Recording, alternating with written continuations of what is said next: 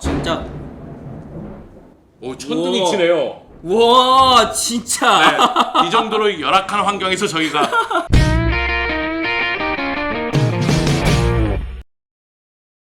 또영주 TV의 송영주. 김진수입니다. 이탈리아 너무 잘합니다.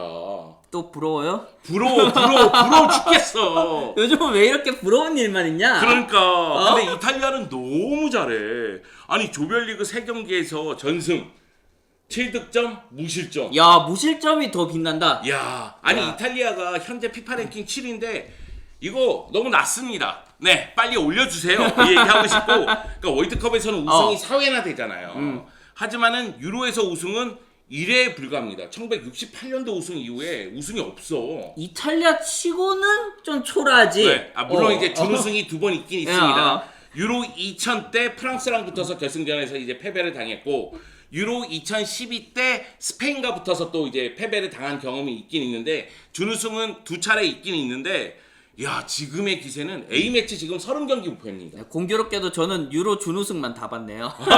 유로 우승은 못 봤습니다.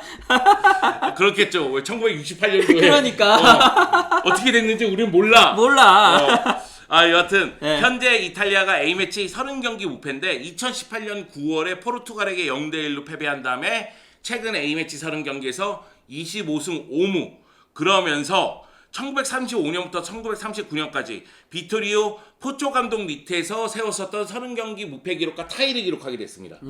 그래서 16강전에서 패배를 당하지 않는다면은 이탈리아 대표팀의 새로운 역사가 또 쓰여지게 되고요. 그리고 최근 11경기 모두 승리를 거뒀는데 이 11경기 승리하는 동안 무실점. 수비도 여전하다. 네. 그 11경기 동안 무실점 했잖아요. 그때 32골 넣었어요. 야. 그러니까 평균 3골 정도는 넣은 거예요. 그 정도로 이제 득점력은 대단한데 밸런스가 수비력도 정말 좋다. 네, 좋은 것 같아요. 네. 여기다 이탈리아가 조별리그 3경기에서 무실점으로 3전 전승했다고 얘기했는데 이게 유로 역사상 처음이래요. 이탈리아의 유로 역사상? 아니. 아예 유로 역사상? 유로 역사상. 이야, 대단한데? 이탈리아? 야, 너 좀 한다? 그러니까 무실점으로 3연승을 거둔 게 이게 조별리그 처음이라고 하더라고요. 네. 그러니까 1980년도에 이탈리아가 1승 2무, 1996년도에 독일이 2승 1무, 그리고 2016년도에 독일이 2승 1무, 그리고 폴란드가 2승 1무, 그러면서 무실점을 기록한 적은 있지만 무실점 3연승은 없다. 아, 진짜. 오, 천둥이 우와. 치네요. 와, 진짜. 네, 이 정도로 열악한 환경에서 저희가 촬영을 하고 있습니다. 이탈리아 그만큼 놀랍다라는 얘기지. 네, 이탈리아 정말 대단한 거죠. 네. 자, 그리고 유로 2020 본선 3경기 동안 25명을 기용했대요. 야, 이거 근데 폭죽을 너무 일찍 터뜨린 거 아니야? 아니 근데 로테이션을 마지막 경기 많이 돌렸잖아요. 네, 그러니까. 네, 그러다 보니까 3순위 골키퍼 알렉스 메레트 빼고는 모두 한 차례씩은 출전했다. 그런 측면에서 봤을 때 이탈리아는 지금 어마어마하게 대단하다. 자, 그러면은 이탈리아의 조별리그부터 좀 자세히 좀 들여다 보면 물론 이제 3경기 모두 4-3-3으로 나왔습니다. 근데 이제 1차전, 2차전은 만치니 감독이 생각하는 주전 선수들이 나왔고요. 1차전과 2차전의 차이는 그러니까 터키전에서는 오른쪽 풀백이 플로렌지로 시작해서 후반 시작하면서 디 로렌초로 바뀌었는데 2차전 스위스전에서는 아예 디 로렌초가 나온 것 빼고는 변화가 없습니다. 그리고 이제 3차전에서는 약 8명 정도를 변화를 주면서 로테이션을 돌렸음에도 불구하고 웨일스에게 1대0으로 승리를 거두는 힘을 보여줬는데요.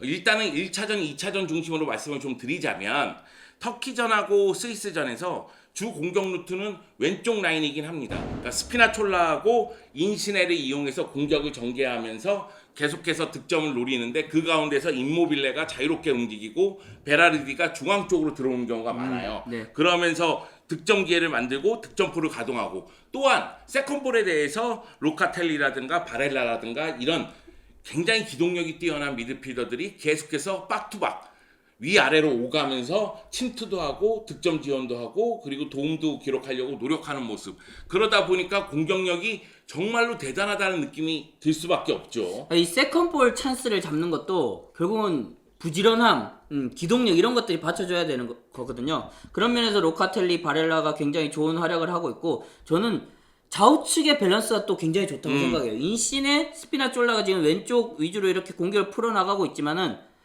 오른쪽으로 건너왔을 때 베라르디가 또 드리블로 또 파괴를 시켜주는 그런 장면들도 굉장히 많이 나오고 있고, 이런 밸런스가 갖춰지다 보니까 세컨 찬스 뭐 그리고 전방 압박을 통해서 쇼 카운터 이런 것들이 또 원활하게 이루어지고 굉장히 왕성한 이런 멋진 공격들이 계속 네. 나오고 있는 것 같아요. 그리고 현대 축구에서 그 상대 지역의 하프 스페이스 공략 이것이 매우 중요하다 이런 얘기를 우리가 많이 하는데 이탈리아가 이번 유로 본선에서 가장 상대의 하프 스페이스를 잘 공략하는 것 같아요.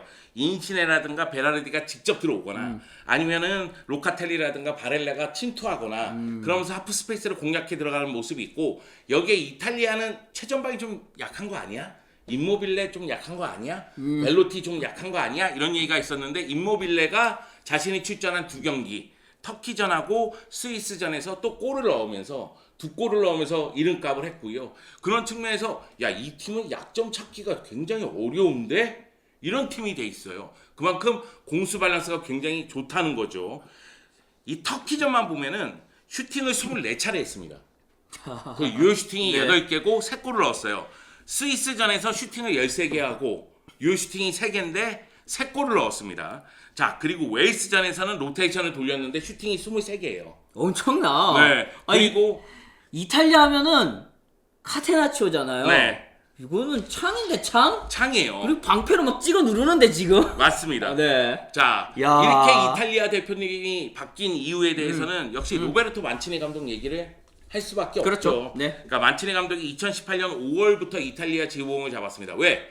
2018 러시아 월드컵 본선 진출에 실패했거든. 그러니까 이탈리아가 2018 러시아 월드컵 본선 진출에 실패하면서 절치부심 카드가 갖고 만치니 감독이 지휘봉을 잡으면서 공격적인 변화 4-3-3 바탕으로 해서 공수 전환이 빠른 축구를 구사하기 시작했습니다. 그래서 만치니 감독이 지휘봉 잡고 35경기 치르는 동안 26승 7무 2패예요.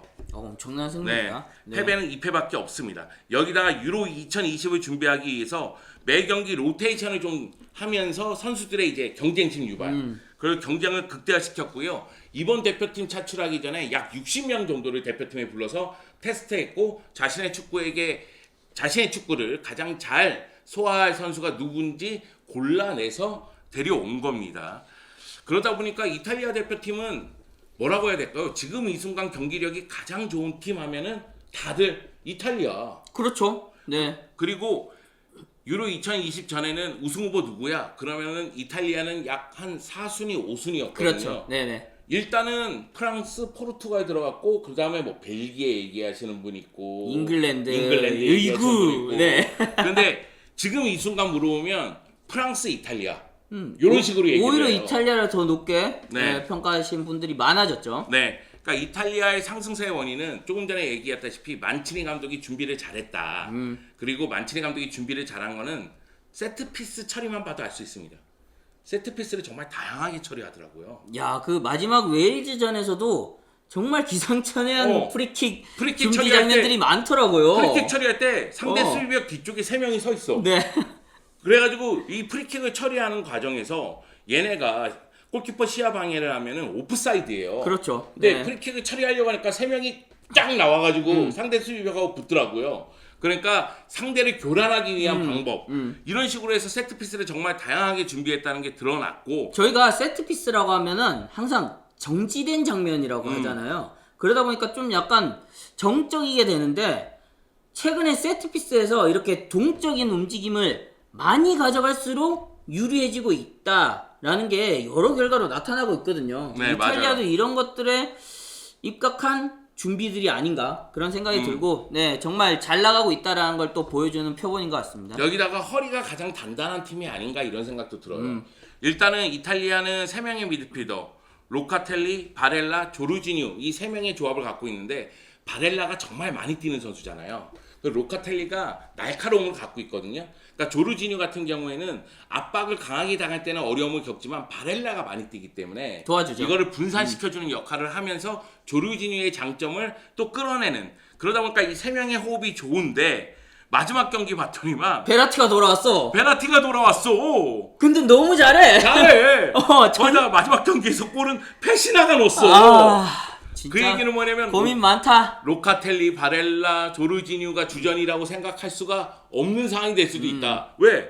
페라티도 잘하고 페시나도 잘하니까 그래서 누가 와도 미드필드 라인의 힘을 유지할 가능성이 있다. 그리고 공격 쪽에서는 저는 마무리 능력에 대한 의구심이 좀 있었어요. 인시네도 그렇고 베라르디도 그렇고 벨로티도 그렇고 벨로티도 그렇고 네. 임모빌레도 저는 그랬거든요. 네. 왜냐면은 물론 세리아에서는 다 환상적인 활약을 펼쳐주는 선수들이긴 하지만은 중요한 순간에 한 방을 발휘할 수 있을까? 이런 의심이 있었는데 지금은 뭐 다 무서우니까 벨로티만 빼고요. 네, 다 무서우니까 그래서 공격 쪽에서도 힘을 발휘하고 있고 그리고 수비 라인에서도 사실 이제 키엘리니가 약간의 부상을 당하면서 교체 아웃 당했음에도 불구하고 수비 안정감을 유지하는 모습 그리고 마지막 경기에서 수비 라인이 변했음에도 안정감을 유지하는 모습 야 이래서 카테나초라고 불리는구나 이런 것까지 느껴질 정도니까 지금까지의 공수 밸런스는 가장 좋습니다. 여기다가 16강 대진도 제가 보기엔 나쁘지 않아요. 16강에서 C조 2위랑 붙거든요. 오스트리아로 확정됐죠. 네. 네. 오스트리아랑 붙기 때문에 이탈리아 입장에서는 나쁘지 않다. 오스트리아는 예, 좀 섣부른 판단일 수도 있지만은 조별리그에서의 모습만 봤을 때는 이탈리아가 충분히 이길 수 있는 상대라고 네. 생각이 되네요. 그리고 이번에 유로 2020은 60주년 특집으로 11개국에서 나눠서 분산 네. 개최됐잖아요. 그러니까 이탈리아도 홈 경기를 치렀거든요. 그 홈의 이점을 또 최대한 이용하는 모습까지 나왔으니까 그만큼 컨디션 조절을 굉장히 잘하고 있다는 얘기거든요. 네. 그런 측면에서 봤을 때 이탈리아는 끝까지 지켜봐야 된다. 다만 이탈리아가 우승까지 갈 수 있을까? 이런 의구심은 좀 들지 않습니까, 여러분? 제가 초치려고 지금 약간 간 보고 있었거든요. 계속 초치고 싶은 게 몇 개 있어가지고 이탈리아가 굉장히 잘하고 있음에도 일단 저희가 지난 영상에서 말씀드렸던 수비적인 문제들, 수비적인 문제들이 아직 그렇게 위기를 맞이할 장면들이 없었다고 생각해요. 강팀을 만났을 때 어떻게 될지 모르고 특히 키엘리니가 부상해서 맞춰서 돌아올 수 있을까? 돌아왔을 때 뭐 1차전, 2차전 부상 이전까지 보여주던 모습을 또 이어갈 수 있을까? 그런 것들이 좀 약간의 의심으로 남아있고요. 그 스피나졸라도 굉장히 공격적이고 우측은 또 공격 수비에서 특별하게 강점이 있다라고 보기엔 조금 어렵다라고 생각하거든요. 그나마 이탈리아 수비에서 우측이 또 가장 또 약간은 상대적으로 아쉬운 부분이 아닌가 생각이 들고 이런 포백이 큰 팀을 만났을 때 또 지금과 같은 퍼포먼스를 보여주냐가 또 중요하겠고요.